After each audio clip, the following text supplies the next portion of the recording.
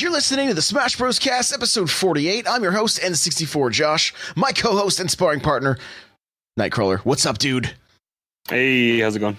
It is going good, and we got a call in. Mikey be playing. What's going on? Going good. How are you guys? Doing good. Real quick, Mikey, give us do a little plug. You do a little streaming, don't you? Yeah, I do a little streaming. I do on Mondays, Wednesdays, and then sometimes Saturdays. I know that doesn't sound amazing, but just twitch.tv/MikeyBePlaying. Right on. And I play mostly Switch titles. It's a lot of fun. Cool. He's a pretty mean inkling, and he also, plays some Splatoon. Big shocker, right? So, cool. Well, hey, guys, if you want to get yourself a free book from Audible, go to audibletrial.com/SBC. The chair I'm sitting in from OP Seat, go to n64josh.com/OP Seat. You automatically save $10 at checkout. And my book, Another Castle, just launched. It is now available. You can pick up the audio version or the or just the ebook if you want. If you go to n64josh.com/anothercastle. All right, that's n64josh.com/anothercastle. So with that, we're just gonna jump right into some questions and tips and things like that. Mikey, you're an elite Smash, right? As far as the GSP and everything. Yeah, I made it. Yeah, and so you were talking about that in the Twitch chat here. Like, what do you think? What do you think's a factor there? I know this sounds really dumb and simple, but honestly, the biggest thing, I've played a lot of Smashes, and so maybe there's other things that are more nuanced that I don't know that I do. But when people recover, they usually guard and roll backwards, and then you can punish that roll backwards. And that's true, it seems like, for almost 80% of people I've beat lately. And so I just wait for them. They usually air dodge, land, roll backwards. I punish the roll backwards and then just keep doing air combos. And that's really the biggest little revelation I've had recently for myself to get me to elite. Yeah, well, what's interesting is a few of the questions we have tonight. A lot of the answers are going to boil down to watching your opponent and being able to punish their habits or the moves that they're doing over and over again. So yeah, it's a great advice. I mean, you always want to be watching what your opponent's doing and figuring out the best way to punish that. And in my case, I talked about it a little bit before, like getting more efficient at punishing. Making sure that it's not just a single grab or something, but get that smash attack going or something that can really do some damage or even possibly kill. So, because I'm sure if you're picking up somebody off of a roll, I mean, you pretty much can do whatever you'd like. I'm sure you've had plenty of final smashes from that very thing, huh? Yeah, definitely. I think, like you said, watching your opponent is really key because, like I said, I say 80% I feel like roll backwards. Some people roll inwards, and that's a great time to grab. Most characters have a good combo from their grab as well. So if you can catch a YouTube video or something like that, I watched Zero's YouTube on Inkling, and he talks all about what grab to do at different percents, and that really helped me as well. Oh, good to know. That's awesome. That is awesome. So we're going to jump down into our questions. Crawler, you want to kick off the first question for us? Yeah, so this is coming from Street Lamp Kid in the Discord. So he just has a question asking, how do you know when to shield versus when to dodge? Take us away, Crawler. What do you got there? I think the biggest thing is when you know that there's going to be an attack that is blockable, you're going to be in an advantage to hold that shield and then either potentially up B if it's punishable that way out of your shield, which we talked about didn't we talk about that a couple weeks ago, I think, on the cast. And then but there's also just they'll have ending lag from whatever move that they're stuck punishing your shield. And you can then monopolize on that time and rack up some damage that way, or even lead to a bigger combo. And then dodging is going to be important to recognize if you're at a vulnerable situation and you think that it can lead to you not taking extreme damage or being able to possibly get to a ledge grab or something else to put yourself either to reset neutral or possibly at an advantage, depending on how much landing lag you get with that dodge. Because it's not always a guarantee that you can land and get your shield up when you're wanting to, but that dodge or roll is a good option there. But then also, because you can't pass through characters unless you're in air in this game, unlike in Smash 4, that roll is a good way to make sure you pop out on the other side. So just like we talked about with shield, if you can preemptively see the attack and get through as they're starting that attack, and then you can definitely have time to punish even with a bigger smash attack than just like a jab combo or a grab combo. You can, especially if they're at percent to kill, you have the time to charge that smash attack up if they're stuck in a jab animation or something else. Mikey, what do you think? How do you know when to shield versus to dodge? I honestly feel like Crawler nailed it with a lot more detail than I think of it, but I guess he's been doing this a while. But I tend to air dodge a little too much, and I do get punished for it. And so I think if you can really get used to spacing correctly and holding your shield long enough, sometimes I make the mistake of jab combos, and like Link has a 3-hit smash attack, or Young Link does, and I accidentally lose the shield. I think I've held it long enough, and then he gets me with that third strike. I make that kind of mistake all the time. If you can just hold that shield, they almost always give you punishable frames after.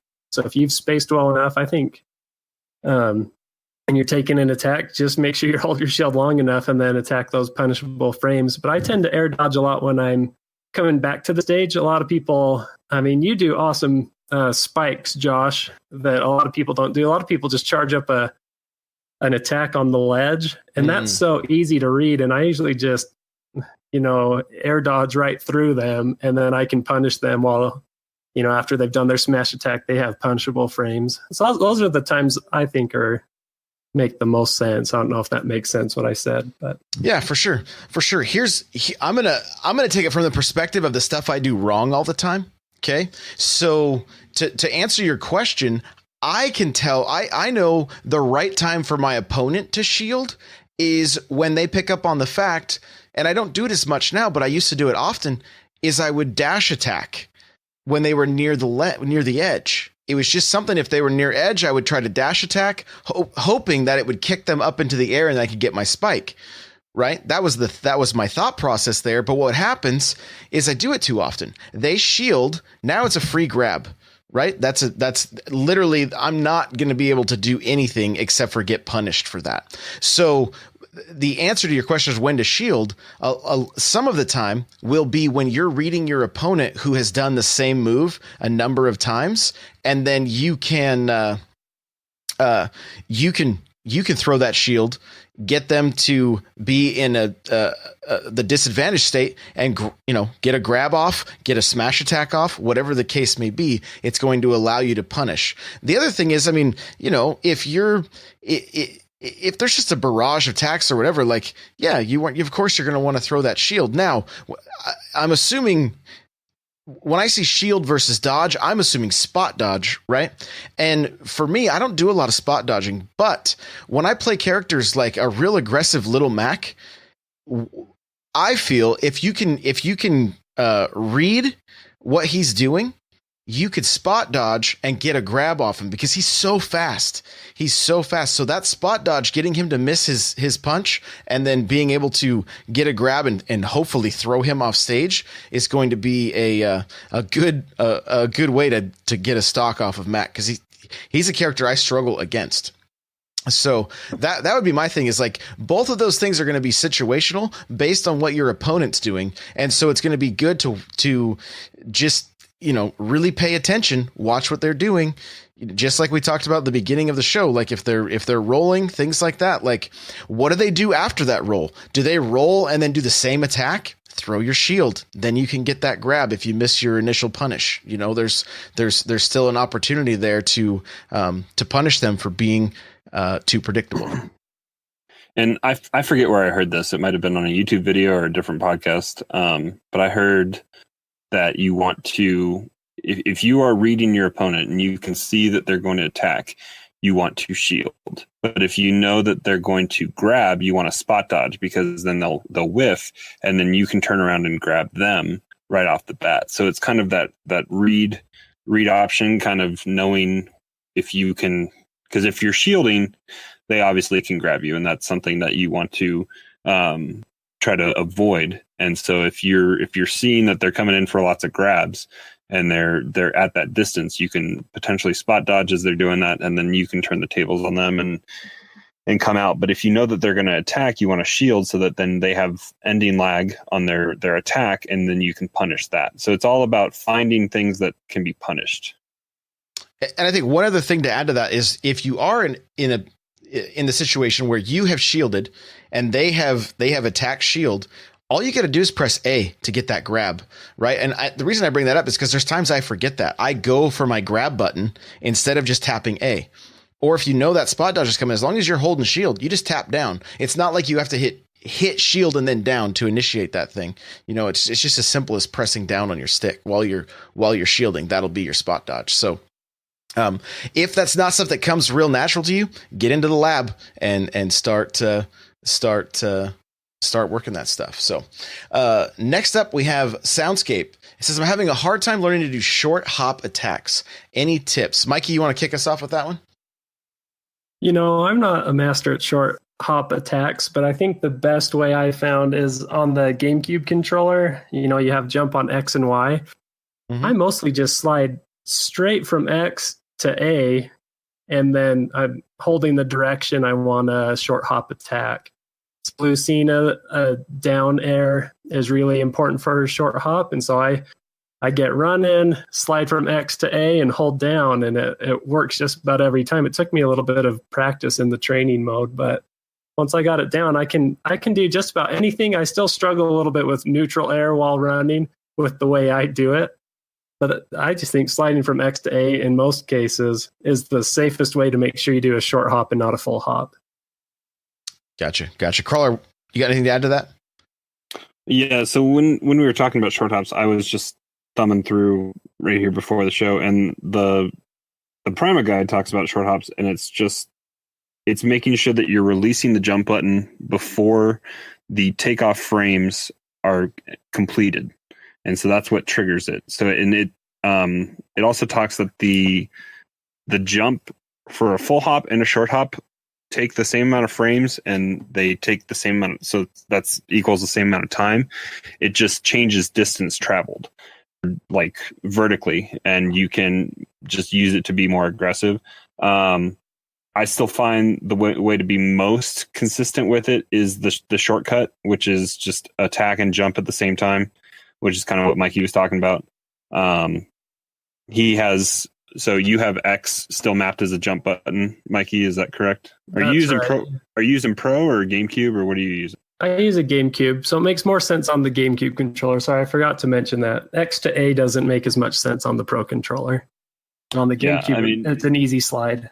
Yeah, it just all depends. Like I have X as grab on my GameCube controller, so I use A and Y, which is I'm able just to press all with one fat thumb. If I press it down, I can do it.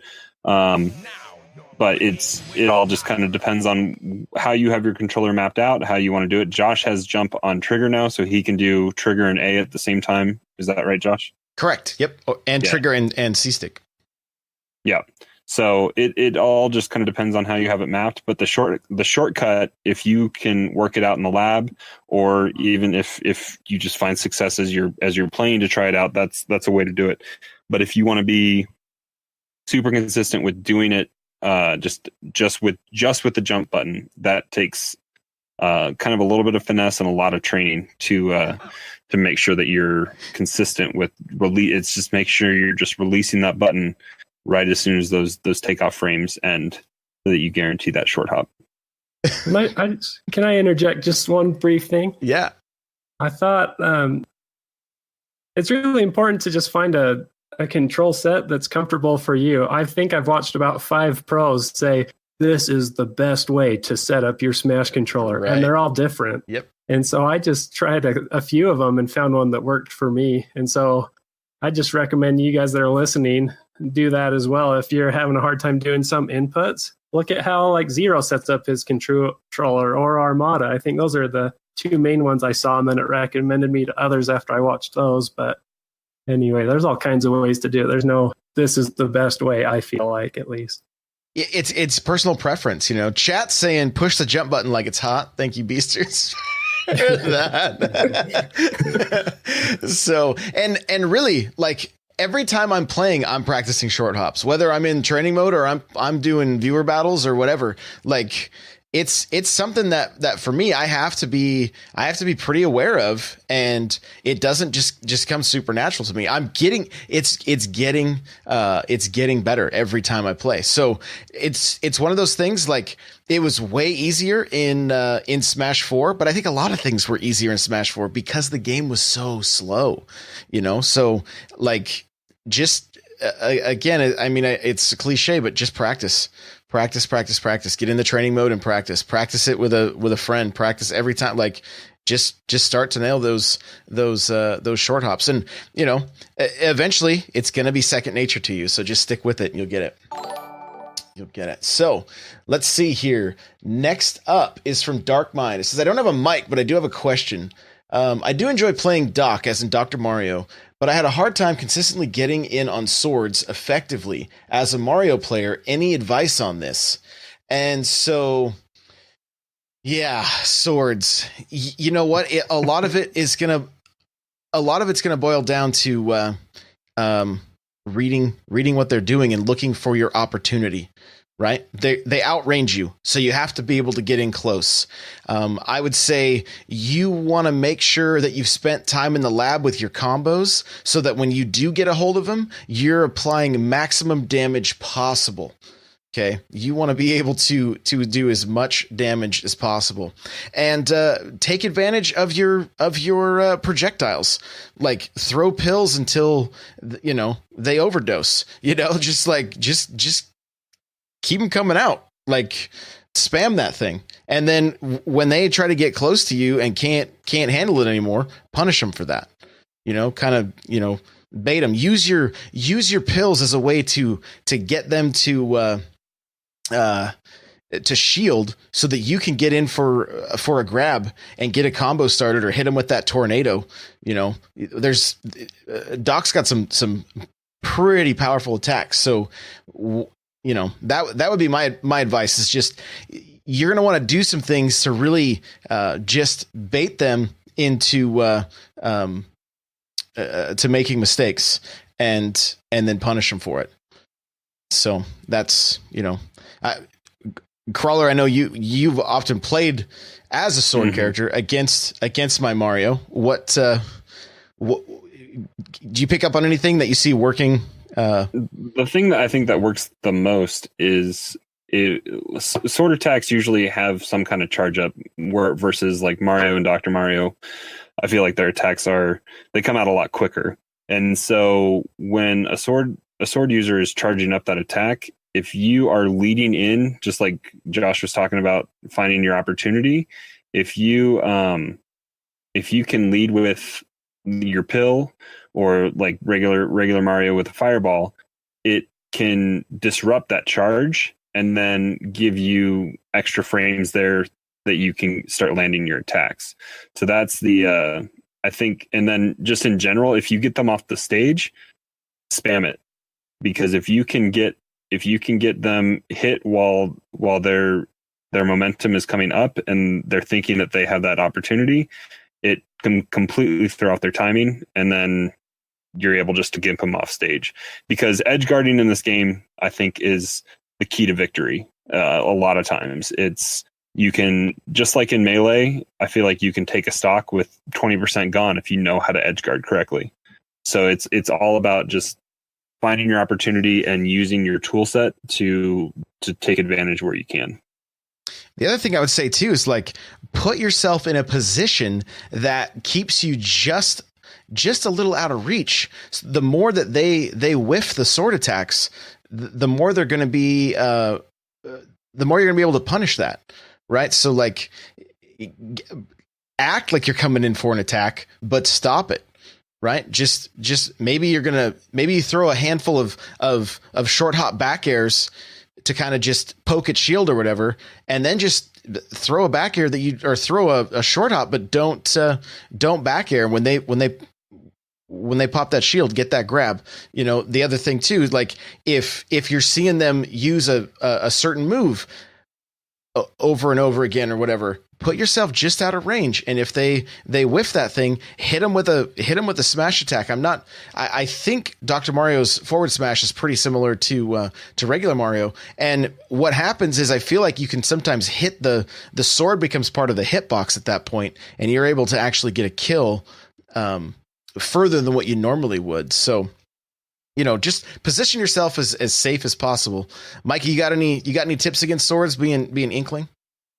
Yeah, I'm not a Doc Mario player, so it's not as specific. But yeah, swords are a trouble for Inkling. And just like you guys kind of discussed, I think the biggest key for me playing really good sword players online is kind of baiting out their attacks. Because a lot of them just want to do like relentless combos and then counters and things like that. But man, once you can break their flow and kind of bait out an attack and they whiff it, then you go on your tirade of combos. And so I usually kind of run up to them, just see what they're going to do.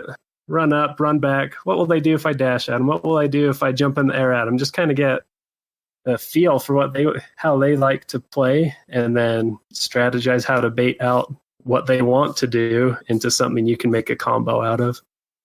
And sometimes I've seen like Crom and Roy and stuff. I've seen just nothing but nairs all day long. It's just the same thing over and over again. And so, you know, it's just kind of like hit, just spam those pills or fireballs or whatever you got. Just utilize those projectiles and just annoy them with them till they try something else. Like just stay away. Just stay away. Use platforms. More stationary swords like Ganondorf. Those are the ones especially to bait out because he hits like a truck. Mm-hmm. So a lot of times I stress him out with an ink mine, and if a lot of times they don't move, they just shield, and that's a great time to just run in and do something just to kind of stress them out, throw off their flow. Or if you see that kick or that sword come out, roll through it and get ready to punish it on the other side because it's usually just a one-sided attack. Yep. Next up, we have Dude Named Paul. This is my first Smash game. What should I work on? So we'll just real quick go around the table. I'm going to say, first off, get in the lab and understand all the moves of your character. Watch the tutorial at the beginning of the game and make sure you understand everything that it's talking about. Right. I feel like there's a lot of people that don't even watch that thing, not realizing that it's full of information. Watch the tutorial at the beginning, learn how to nair, learn how to back air, and just really learn the moveset for your character. And you can rewatch the video under Vault, I think. Games and More, and then Vault, is that right? Yeah. I think it's in Vault, just Vault. Okay. But then my recommendation is there's some really good videos out there, especially Izaw Smash has, I think he's got a 3 or 4 part series now on just progressing through Smash. So he's got a beginner's guide to Smash, intermediate, advanced, and I think he just put out a master video. He did. And if you go to n64josh.com/smash videos, they're all right there. I am compiling a list of all the best videos, and they're all going to be, it's like going to be a one-stop shop for you. So, so go to n64josh.com/smash videos. Yeah. I mean, that's my best recommendation. I mean, short of, just getting in there and like Josh said, in the lab, but even after watching that video, it's going to recommend that you be in the lab doing what he's talking about. So,